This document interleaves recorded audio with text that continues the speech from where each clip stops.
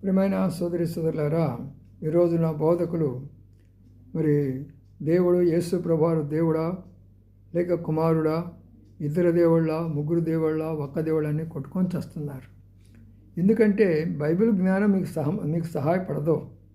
బోధకులారా అందరూ వినండి, బైబిల్ జ్ఞానం నీకు సహాయపడదు. పరిశుద్ధాత్మ దేవుడు నీలో ఉంటే సత్యం నీకు తెలుస్తుంది.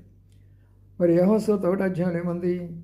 ఆది యందు వాక్యం ఉండెను, వాక్యము దేవుని యొద్ద ఉండెను, వాక్యము దేవుడై ఉన్నాడు. 14వ వచనంలో ఏముంది? ఆ వాక్యం శరీరధారి మన మధ్యలో మనుషునిగా కనబడ్డాడు. ఇప్పుడు ఎవరు చెప్పండి? దేవుడికి మనం పేరు పెట్టగలమా? దేవుని ఎవరు చూడలేదు కూడా. దేవుడు అంటే ఒక శక్తి స్వరూపుడు.